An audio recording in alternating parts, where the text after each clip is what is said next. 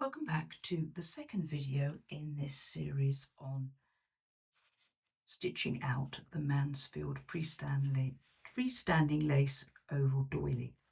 So let's take the pins off here and we get it ready for the second hooping.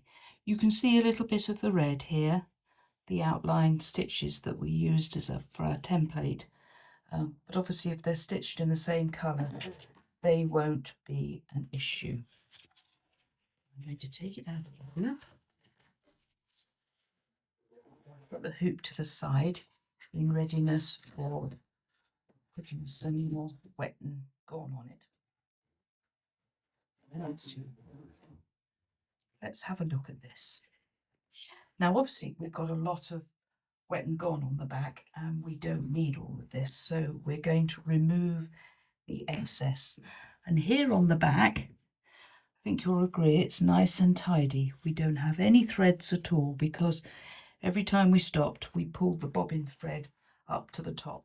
We have our four crosses here, so when we remove the wet and gone we want to be very careful that we keep those because they'll help us make the alignment for the next stitch out.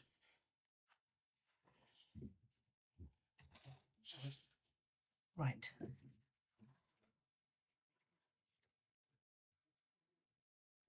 And obviously once we've hooped everything up we will trim around this part of the fabric.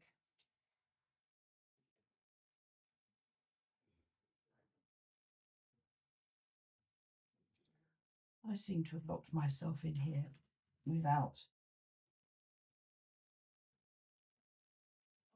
a seam ripper.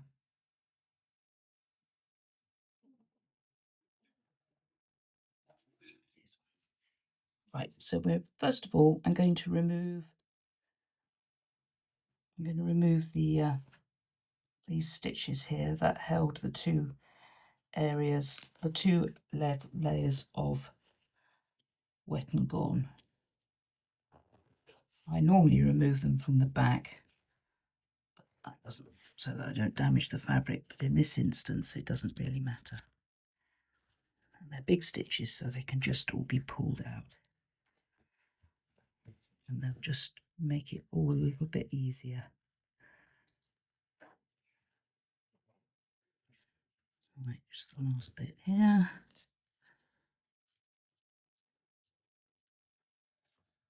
I'm racing against the clock here. We've been enjoying a heat wave here in the UK, and when the sun shines brightly through the window behind me, it can be extremely difficult to see all the details in my stitch outs when I make my videos. We have a little bit of cloud cover, so I'm hoping to get this done before the sun comes out because today is going to be hotter than ever. Right, that's that removed. Now let's look at this carefully before we start removing things. We're not going to cut the fabric and we're not going to cut the four little crosses. Everything else can go. So I'm going to do it from this side to begin with, and then I'll remove what I don't need off the back. So I'll trim that away there. I mean, obviously it doesn't matter if you leave this on. It's all going to be washed away anyway. But I find it's easier to work with as little extra stabilizer as possible. It just all makes it a little bit more manageable, and that looks much more manageable already. Now what we can do is we've kept those four, but what we can do is we can remove the stitch and tear, not the stitch and tear, the wet and gone from underneath the fabric. We don't need all this. I've got my fingers under here so that I don't inadvertently cut the fabric. Take your time with this.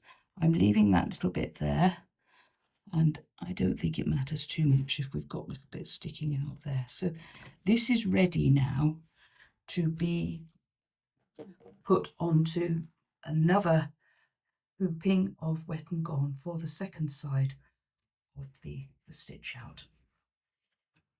And I'll come back when I've done that and we're over at the machine. Right, we're here on by my machine now. Hello, I'm just checking that I've got the microphone turned on. It does help. Right, I've put up, I've loaded, as you can see here, I've loaded the design onto my screen, and we can see our 4 dots. But what we have to do first is put our fabric to the side. If we look at the colours that I've got here, let's see what I've put in the file for you. The first is the red outline, but I'm going to do it in red because this is a video and it's a video just for show you how to do it. I don't intend to use this finished coaster because it will have a red border inside it. So I'll put my red thread on so that we can see what we're doing. We have 1 layer of Wet and Gone on here, and I'm going to just put a few dabs on here. Very light dabs, remember I explained that to you. If you put too much on, it starts to shrink, pull in, which may affect your stitch out. So I've got 1 layer there. I'm going to put this layer on here, which just sits inside the hoop area. I'm going to give it a little bit of a press. And then I'm going to go to the basting option, and I'm going to baste around the hoop. This is my preference because if you baste around the hoop, the basting lines will be well away from the freestanding lace. If you baste around the design, they are right up against the design. Always forget to turn that off.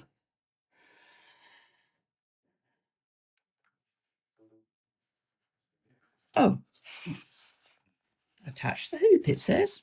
That's a bit much. That's a good start, isn't it? I'm just going to move this camera a bit further out, because I hadn't allowed for the hoop when I tested everything.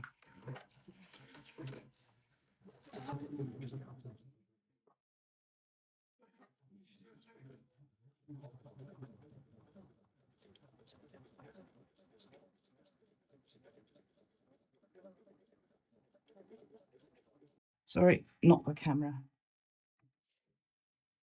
Right, now we're going to stitch the template outline.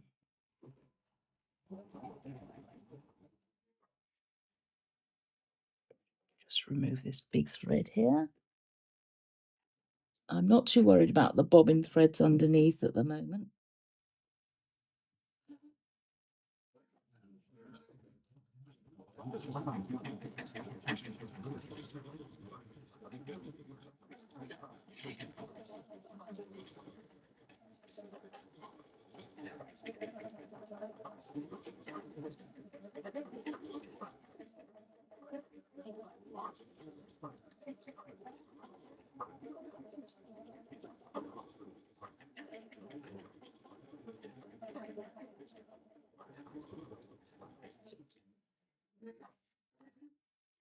On reflection, if you're worried about this layer not staying flat, then make it the same size as the other to avoid any concern.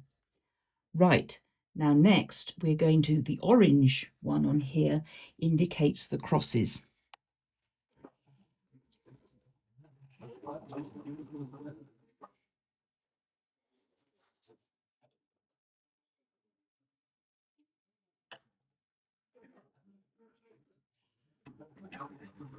Oh dear, I cut the thread. Stop.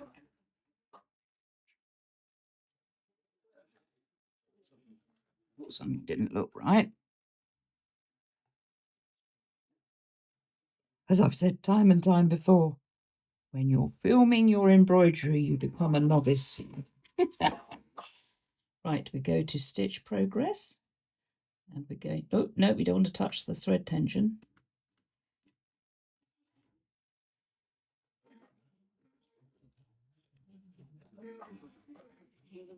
No, I didn't go far enough back, did I? This isn't working out very well. I do apologise. Right, let's go back.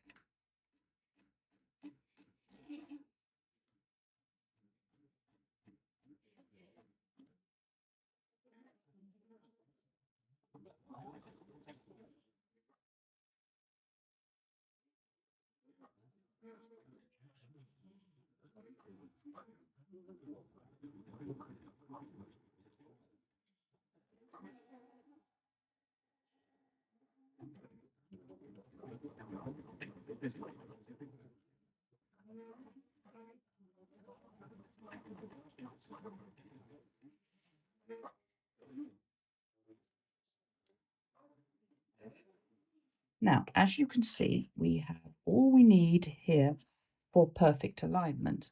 Now, if you've got a projector on your machine and you're familiar with how to use that, then I suggest you do that. And although I have that on this machine, I always think it's good practice to go back to how things were done before we had all these gadgets, because when we do these things, it does increase our skills. Right, so here is our outline, and we need the glue now and the stitch out and some pins. Right, I'm going to do the dabs again, and I'm moving the hoop backwards because I don't like dabbing where the hoop is hanging over the embroidery unit. I think that's enough. Right, we get a pin, and I think let's lay this out correctly. So that's the top and that's the bottom, right? And if we look on here, we've got a cross here, we've got a cross here, and we've got a cross there.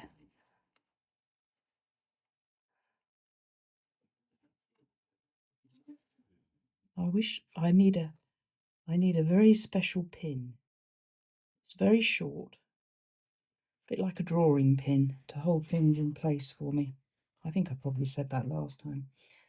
Right, so that's that area, and we go up to here and we look at this cross here, and we put it, going to take it over the edge of the embroidery unit so it can hang down, and theoretically they're in the right place, and I put all my glue spots in the place. They need to be all over here, don't they?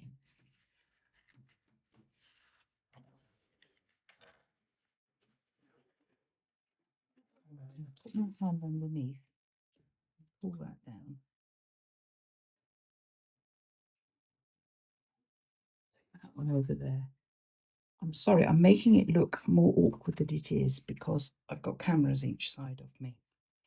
So what I'm going to do is I'm going to look at this, and I'm going to look at this one, and I can see that they're nicely aligned. So I'm going to put a pin on the outside. Now notice I'm taking the pin heads and I'm making sure that they are away from the embroidery. So if the foot comes around here, it's not going to touch the pin, although we will remove that. Let's check the outline of this one. That needs to be about there.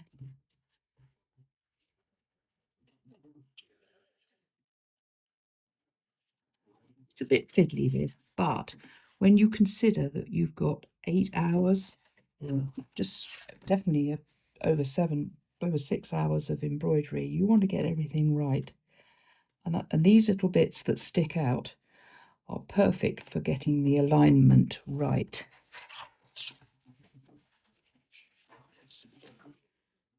Right, I'm going to check this one.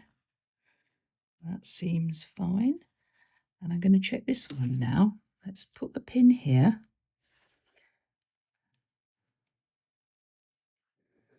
Yep, that's fine. Now that means I can pin this over here well away from anything that's going to be stitched.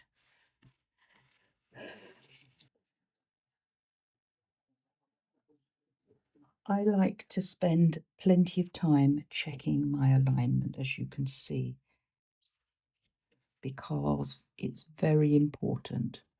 A little bit out isn't the end of the world, but you want it to be reasonably as aligned as possible. And the first time you do any alignment like this, it can be a little bit overwhelming. I'm going to put all my pins on the inside on reflection, because then I know they're definitely away, and we don't need them so much once we've done our zigzag. So I'm going to trim this one, check this one, not trim it, and that's looking good. Now we've got a little bit of puckering here, so I'm going to flatten it out and see what's happening.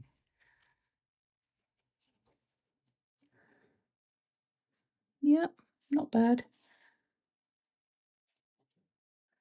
Every time I do this, and this is probably the 5th time I've done this, done quite a few stitch outs of this. I'm going to pin that. Obviously I can pin here where the lace is, because it's not going to pin there again. Go through. It is a bit tricky pinning when things are in the hoop. I'm going to put a pin over here just to hold it all nice and tight, and then I'm going to put one more up here, and then I'm going to do the window test. What is the window test, you say? Well, the sun's holding off. It's not broken through the clouds yet.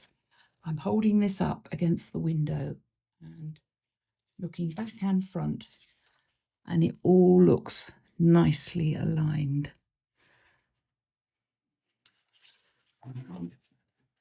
You can also do further tests now by poking through, and there you can see perfect alignment.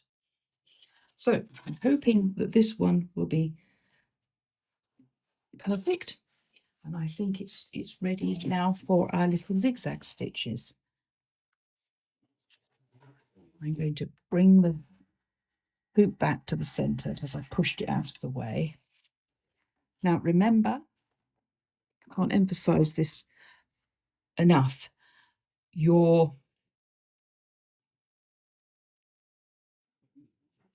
just see some more places I want to. I'm going to put one down here.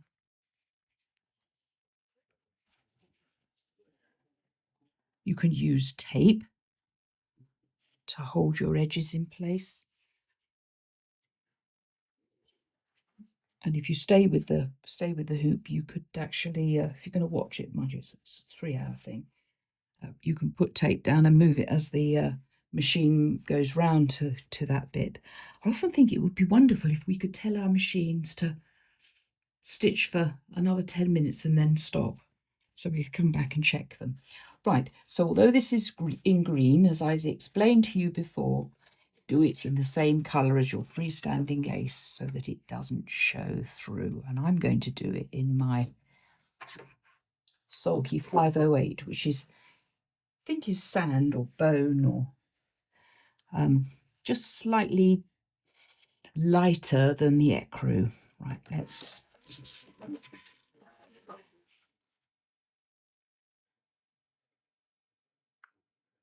I'm going to put this onto colours, and I'm going to move it one stitch along, which helps me see where everything is happening. And as you can see, if I drop the needle, it's right there on that red. And if you wanted to, you could take it through, take it on a few steps, and drop the needle.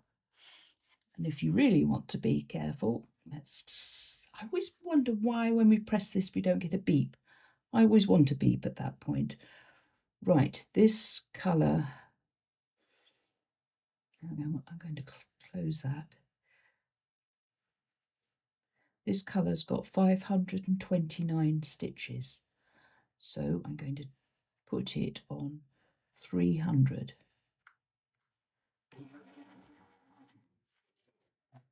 There we are, almost on, and let's, just for the sake of the video, let's take it.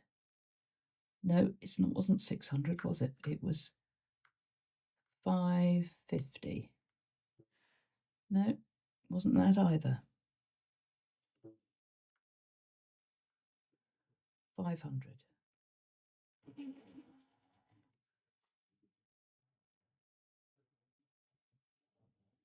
Tiny bit up here.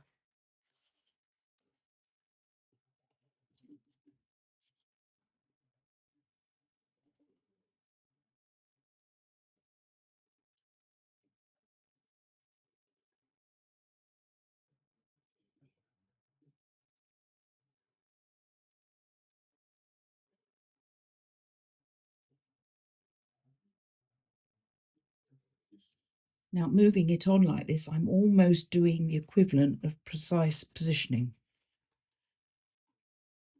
I think I'm happy with that.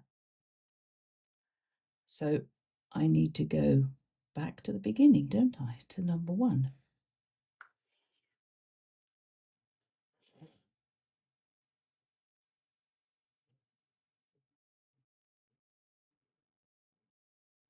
Oh, it's hotting up here.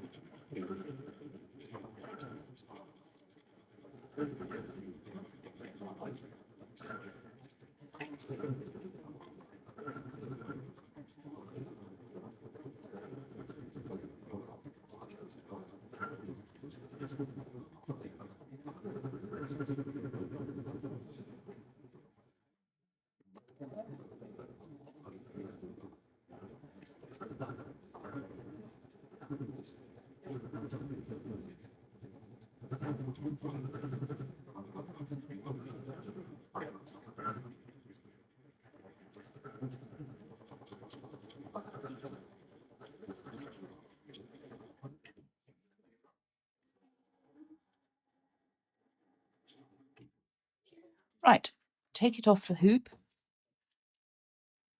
and trim all the trim that away. I'm going to take all the pins out.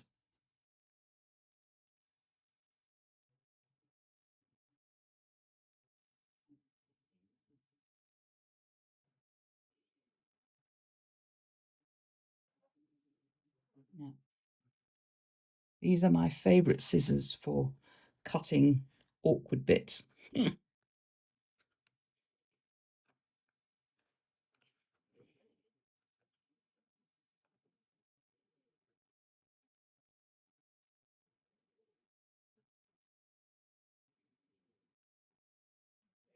I'm going to remove those stitches.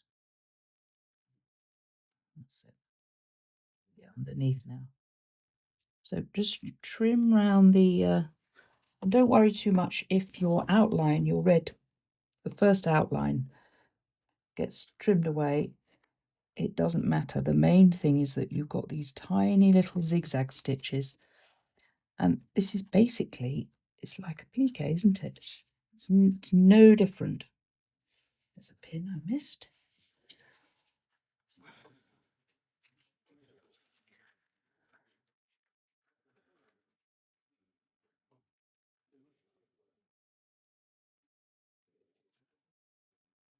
Be very careful with these big hoops.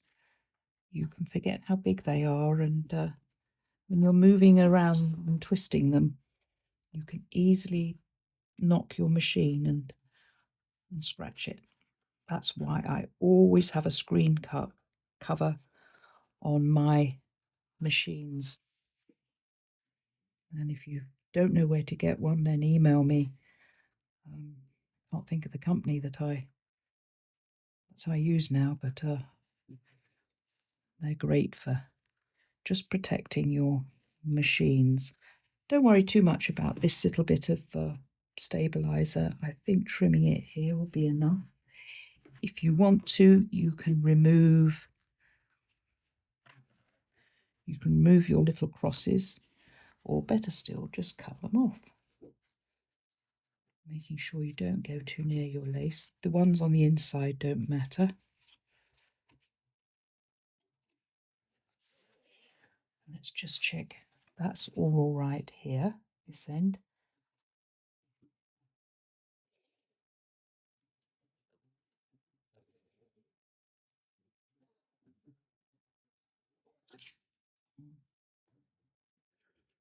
Now, when we come to the back, we see we've got lots of threads here, and we're going to remove them all. And I'm also going to remove the outer red crosses.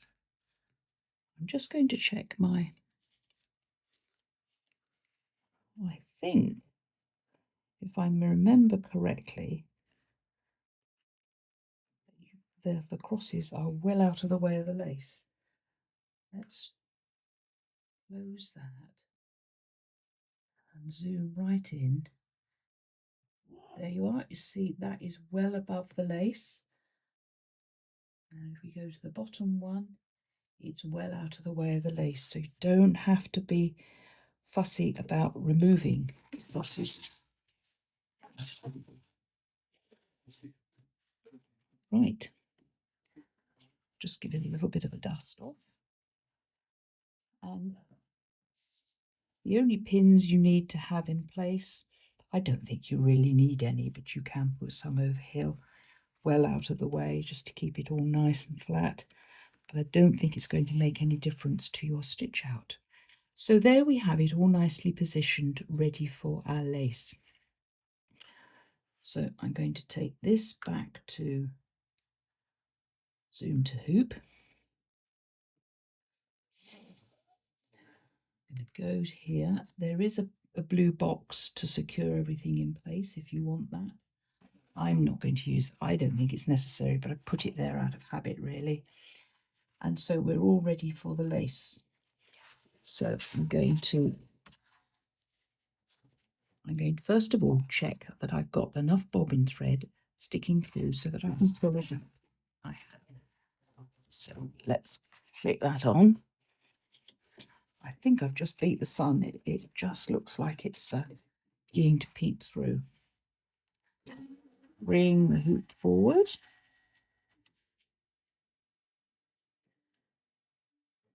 And take it on a few stitches. I always like to do this, especially if I've used the feature which brings it up closer to the... I'm just going to take this bit off.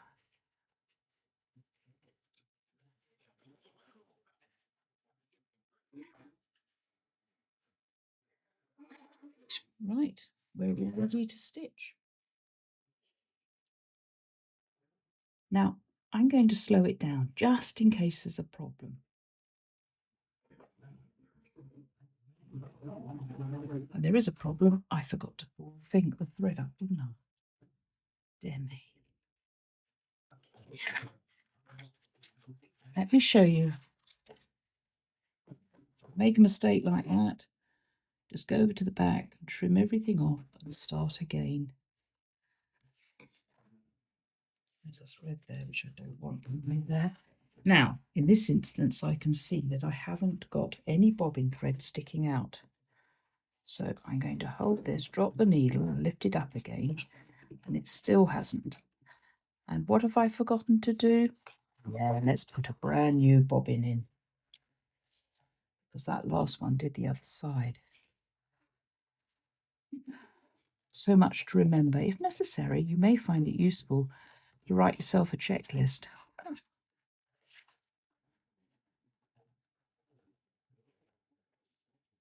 Oh, yeah. Unfortunately, here in the UK, we don't have air conditioning, so when we have a heat wave, we all suffer a little bit. And it's well, it is midday, so it's getting very hot now. I'm going to trim those off there. take away all my threads. Sorry, I've just realised the hoop was leaning against me against the microphone. Right, bring the hoop forward for the connection. Click it on. Make sure nothing's sticking underneath, because these are big designs. Right.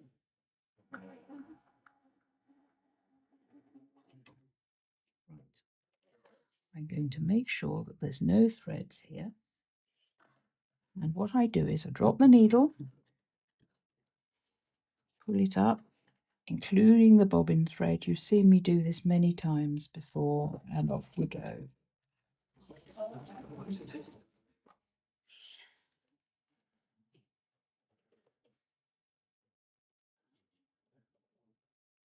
Right.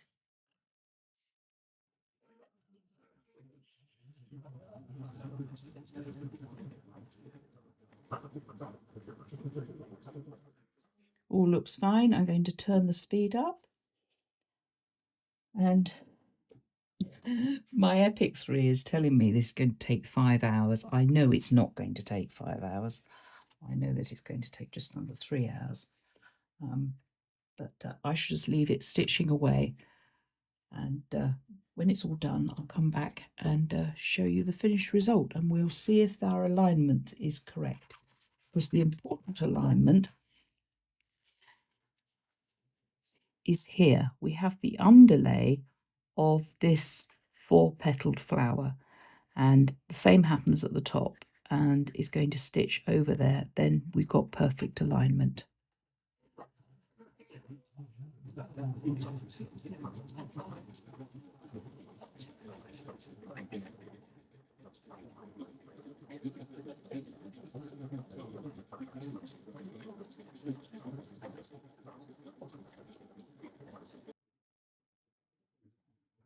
Right, welcome back.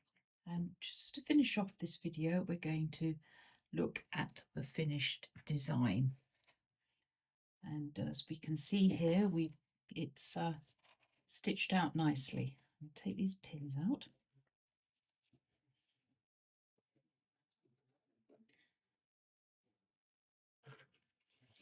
And I'm going to take it out of the hoop.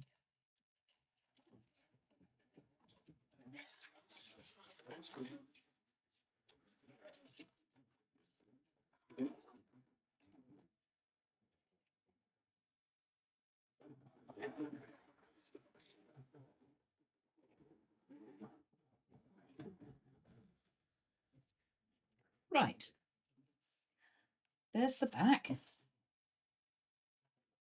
and it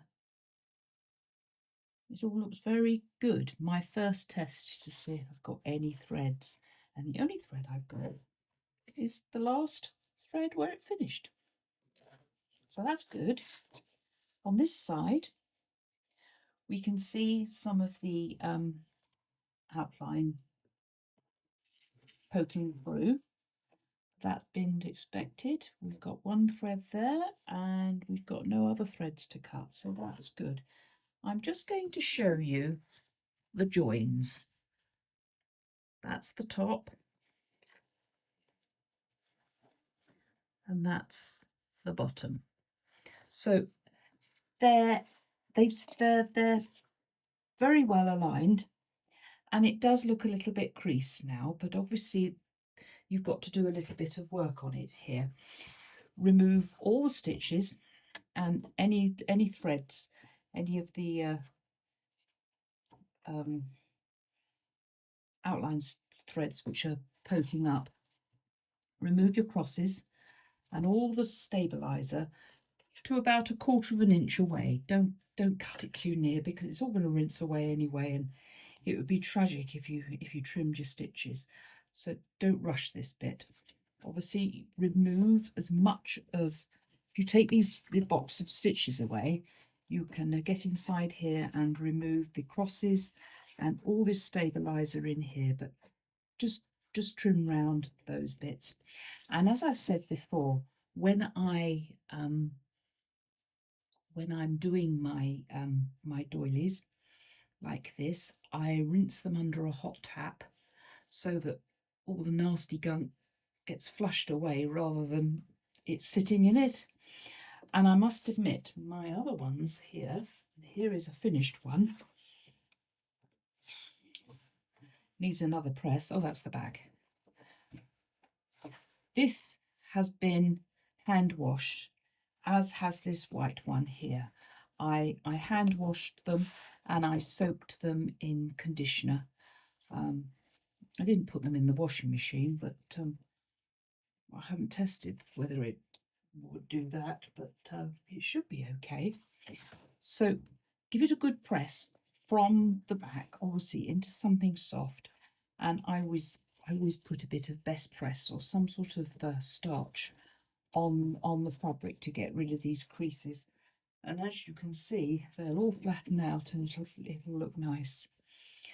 So I really appreciate your time watching these two videos and seeing how I stitch out this doily. It's a challenge, it's a big one, but you will feel so satisfied when you've finished and you'll think, I've done that and I've managed to do the alignment, and you'll learn a little bit more about the functions and the things that your machine does. So please leave a comment. Tell me what you think of this doily. Obviously, it'd be just as nice stitched out in white or any colour really, which you think is appropriate. If you've not subscribed to this channel, it would be lovely if you did that. And if you hit the little bell, that will then you'll be informed every time I upload another video. And if you've got any suggestions of videos that you'd like to make that feature graceful embroidery designs, then I'd love to hear from you. And so until next time, thank you so much for watching, and I'll try and leave as many links as I can in the description. So until next time, happy embroidering. Bye.